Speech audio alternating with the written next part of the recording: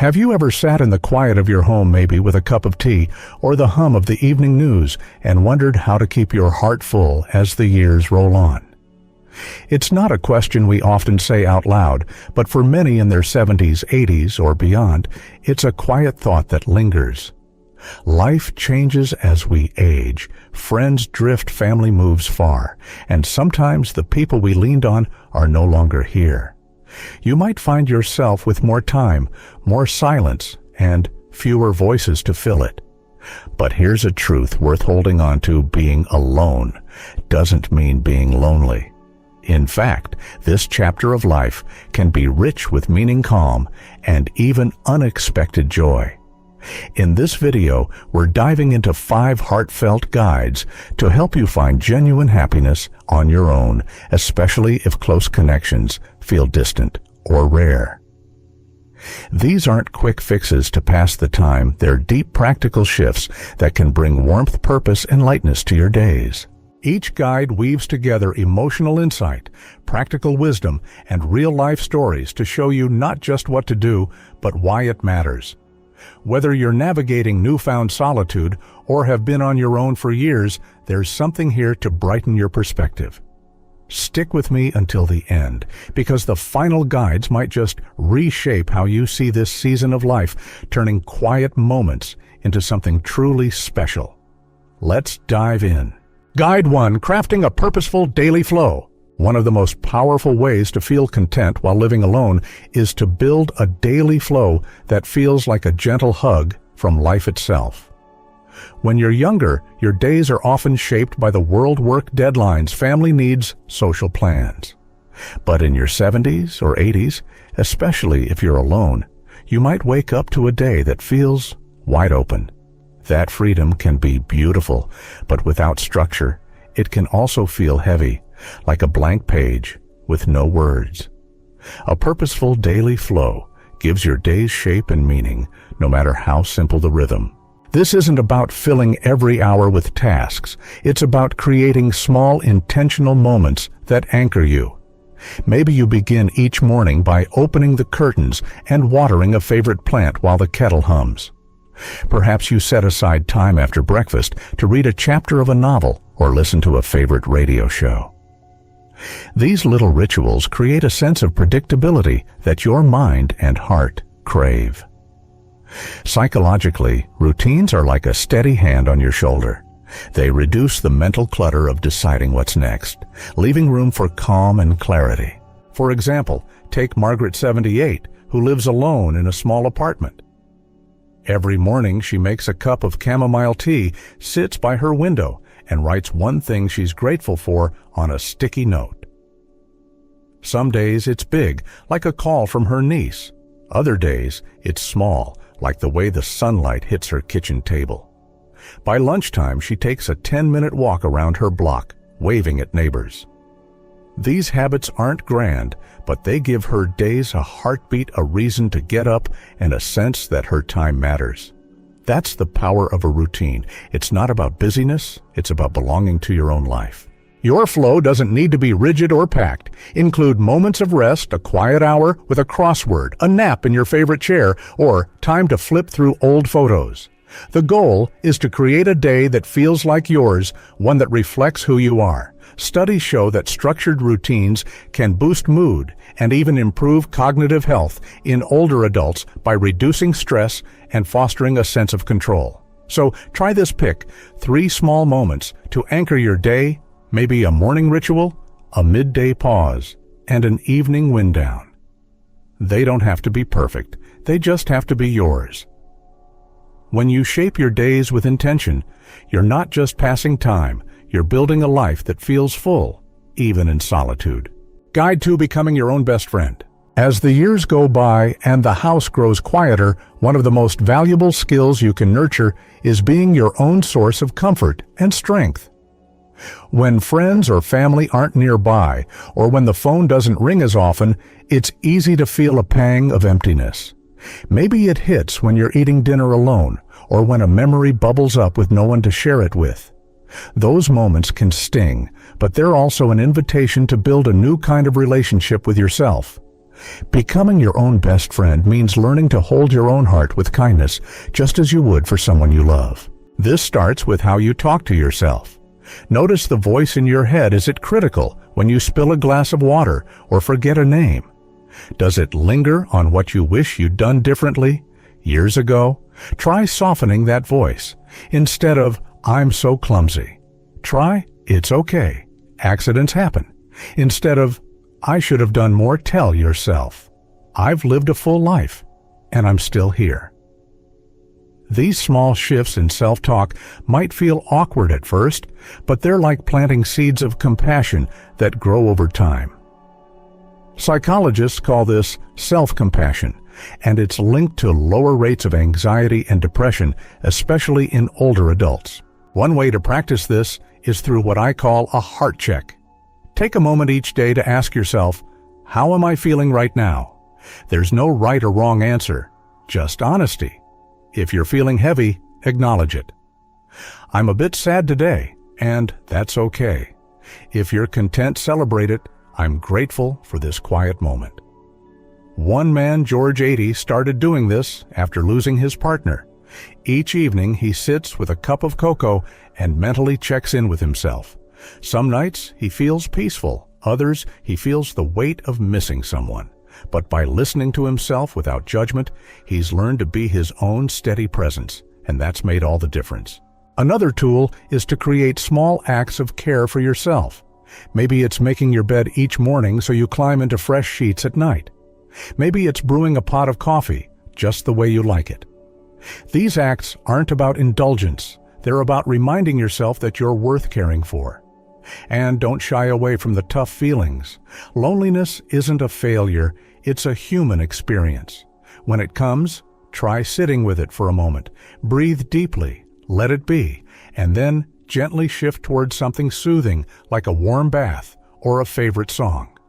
Over time, you'll find that you can weather those moments with grace, not because you're ignoring them, but because you're showing up for yourself. The beauty of becoming your own best friend is that it frees you from depending on others for your peace. You'll still cherish connections when they happen, a chat with a neighbor, a letter from an old friend, but your happiness won't hinge on them.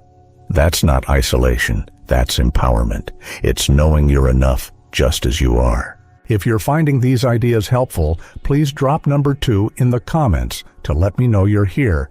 And if you haven't already, hit that subscribe button and the bell so you don't miss our next video. Your support keeps us creating content to uplift and inspire you. Let's keep going. Guide 3. Savoring Life's Simple Delights. Happiness in your later years doesn't always come from grand adventures or big events. More often, it's tucked into the small, everyday moments, the crunch of toast in the morning, the softness of a favorite sweater, the way a bird's song drifts through your window. When you're alone, these simple delights become more than just background noise. They can be the spark that lights up your day. Your senses are a gateway to joy, and in the quiet of solitude, you have a chance to notice them in a way you might not have before. Think about it. When was the last time you really tasted your morning coffee, not just drank it, or felt the coolness of a glass of water in your hand? These moments are small, but they're powerful. Engaging your senses, taste, touch, smell, sight, sound, grounds you in the present, and that's where happiness lives. Research shows that focusing on sensory experiences can reduce stress and boost mood, especially for older adults, by pulling you out of worries about the past or future and into the here and now. Try this tonight when you sit down to eat. Dim the lights and light a candle. Notice the flicker of the flame, the warmth of your plate, the aroma of your meal. It doesn't have to be fancy. Even a bowl of soup can feel like a gift when you savor it. Or take a moment to slip on a pair of cozy socks and feel their softness against your feet. Play a song that reminds you of a happy time, maybe something from your youth, and let the melody carry you back. These aren't just distractions. They're ways to reconnect with the world and with yourself. Let me tell you about Clara, 85. Every evening she sits on her porch with a glass of lemonade and watches the sunset. She says the colors pink, orange, gold remind her of her childhood summers. She doesn't just watch. She breathes it in, noticing how the air feels cooler as the sun dips. That ritual, as simple as it is, makes her feel alive and connected to something bigger. It's her daily reminder that beauty is still all around her, even if she's the only one there to see it. Touch is especially powerful when you're alone. Wrap yourself in a soft blanket, run your fingers over the smooth wood of a chair, or hold a warm mug in your hands. These sensations remind your body that it's cared for. And don't forget about taste. It's easy to slip into eating just to get by, but taking time to prepare something you love, a slice of warm bread with butter, a piece of fruit you eat slowly, can feel like an act of kindness to yourself. These moments tell your heart, you're still here, and you deserve joy. The magic of simple delights is that they're always within reach. You don't need money, travel, or company, just attention. Notice the way rain sounds on your roof. Feel the texture of a book's pages. Smell the herbs in your garden or the soap in your shower. These are your moments, and they're enough to fill your days with warmth. By leaning into them, you're not just passing time, you're creating a quiet, beautiful companionship with the world around you. Guide for building bridges to the world. Living alone doesn't mean you're cut off from the world. Even if close friends or family aren't nearby, you can still feel part of something larger through small, meaningful connections. These don't require deep friendships or constant contact, just gentle, intentional acts that remind you you're still woven into the fabric of life. When you're alone, it's easy to feel like you're fading into the background, like no one notices you anymore. But connection doesn't always mean long conversations or big gatherings. Sometimes it's a shared smile, a kind gesture, or a quiet contribution that says, I'm here and I matter. Start with the smallest steps. When you're out for a walk or at the store, try catching someone's eye and offering a nod or a hello. It's not about starting a friendship. It's about a moment of human connection that says, we're in this together. Those tiny exchanges can lift your spirits more than you might expect. Or consider small acts of kindness that don't require a response. One woman, Evelyn 77, loves baking cookies and leaving a few on her neighbor's doorstep with a note, just because. She never expects a thank you, but she says it makes her feel like she's adding a little light to the world. Contributing even in small ways can be incredibly grounding. Maybe you drop off a bag of clothes at a local charity, write a kind note to slip into a library book, or water the community garden near your home. These acts don't need recognition. They're about feeling part of something bigger. Volunteering can also be a bridge. Some older adults call local schools to read stories over the phone or help organize donations for a food bank. It doesn't have to be a big commitment, just something that lets you give back in your own way. Technology can help too. You don't need to be a social media expert to join an online group for people your age, whether it's about gardening history or faith. Reading others' stories or sharing a thought in a comment section can make you feel less alone. Or try writing a letter to an old friend, even if you don't send it. It's a way to reconnect with your own memories and the people who've shaped you. Here's a story. Tom 81 started leaving painted rocks with kind words like, "You're enough," or "Keep going" around his town.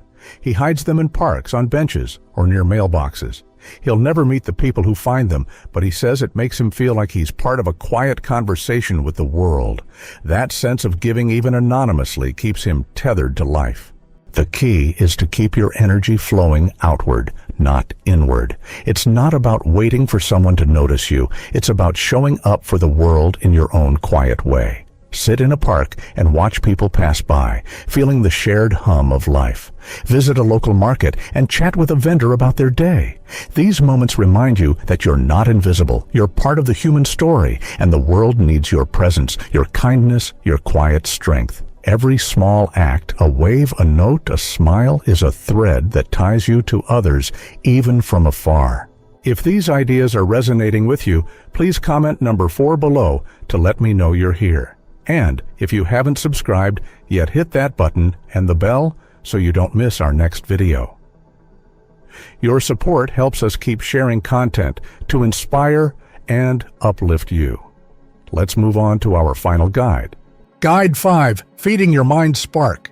When the world grows quieter and you have more time to yourself, one of the most joyful ways to stay fulfilled is to keep your mind curious, active, and open to wonder.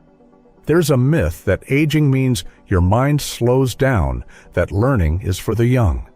But science and stories tell us otherwise. Your brain is ready to grow, explore, and discover, no matter your age. Keeping your mind engaged doesn't just fill your days, it gives them color, depth, and a sense of adventure, even in the quiet of your home. You don't need to enroll in a class or tackle something complex. Curiosity can be as simple as picking up a book on a topic you've never explored, like the stars or ancient history. Try watching a documentary about a place you've never been, or learning a new skill like knitting or writing poetry. Even something as small as trying a new recipe or listening to a podcast about art can spark your mind. The goal isn't to become an expert, it's to let yourself be surprised by something new. Take Helen, 79, who started learning about birds last year. She borrowed a library book on local species and began watching the sparrows and robins in her backyard. Now she keeps a small notebook to jot down what she sees, their colors, their songs, their habits. She says it's not just about the birds, it's about feeling like the world is still full of things to discover. That curiosity keeps her days bright and her mind sharp. Learning also strengthens your sense of self.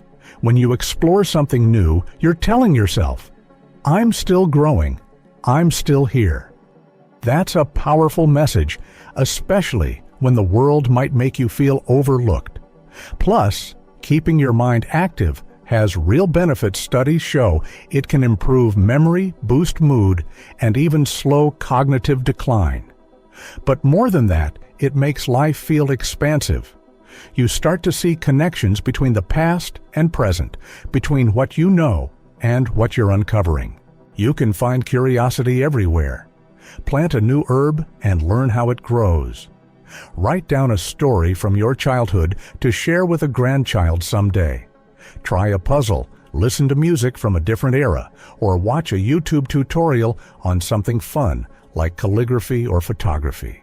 Even reflecting on your own life, writing about the places you've been or the lessons you've learned can be a form of discovery. It's about staying open to the idea that there's still more to know more, to feel more, to wonder about. Think about the last time something made you say, I never knew that. Maybe it was a fact from a book, a tip from a neighbor, or a memory that came back in a new light. That spark of curiosity is what keeps your spirit young. Feed it, and you'll find that your days feel less empty and more like a journey. In the quiet of your home, you have a chance to let your mind wander, grow, and shine. Choose to stretch it, and you'll discover that happiness isn't just out there. It's in the questions you ask and the wonders you find.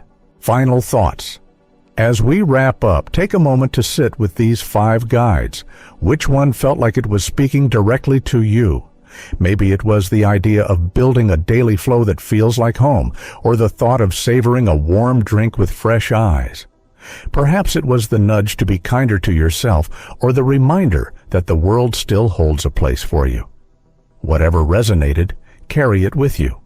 Living alone in your later years can sometimes feel like standing at the edge of the world, but it's also a chance to discover a quieter, deeper kind of joy, one that comes from within. You are not diminished by solitude. You are not invisible because your days are quiet.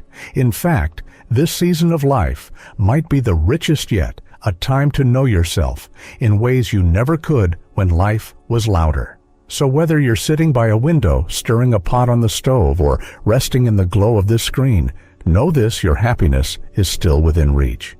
It's in the small choices to notice, to create, to connect, to learn.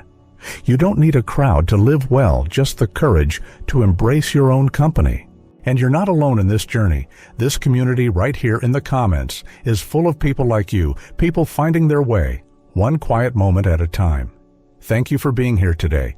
Please share one thing you learned or plan to try in the comments below. Your thoughts mean so much to us. If this video spoke to you, give it a like, subscribe, and hit the bell so you don't miss what's next. Your support helps us keep creating content to inspire and uplift you. Thanks for watching, and we'll see you in the next video.